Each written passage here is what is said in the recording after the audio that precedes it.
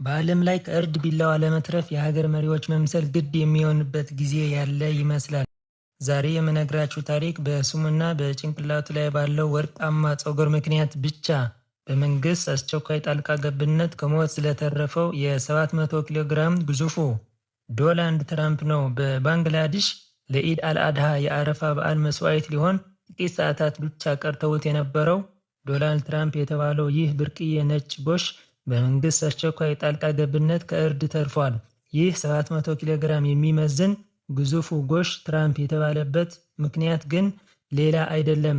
በጭንቅላቱ ላይ ያለው ወርቃማ ውብ ፀጉር የአሜሪካ ፕሬዝዳንት ዶናልድ ትራምፕ የፀጉር ስታይል ቁርጥ ስለሚመስል ነው።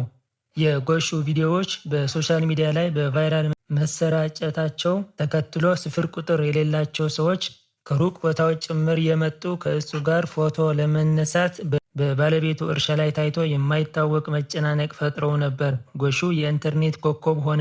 ነገሩ እዚህ ላይ ነው የሚገርመው። ጎሹ ለበዓል እርድ ቀድሞ ተሽጦ የነበረ ቢሆንም በህዝቡ ከፍተኛ ፍላጎትና በቦታው ላይ በተፈጠረ የደህንነት ስጋት ምክንያት የሀገሪቱ ባለስልጣናት አስቸኳይ ጣልቃ ገብነት አድርገዋል። የሚገርመው ለመስዋዕትነት ለገዛው ሰው ሙሉ ገንዘቡ ተመላሽ ተደርጎለት ጎሹን ከቢላዋ ታድገውታል። አሁን ትራምፕ ሙሉ በሙሉ ደህንነቱ ተጠብቆ በደካ ወደሚገኘው ብሔራዊ መካነ አራዊት ተወስዷል። እዚያም ልዩ እንክብካቤ እየተደረገለት ለእይታ የሚበቃ ሲሆን ይህ ብርቅዬ እንስሳ እድሜው ገና ወጣት በመሆኑ ለቀጣይ ዓመታት በሰላም በጥበቃ ስር እንዲኖር ተወስኗል።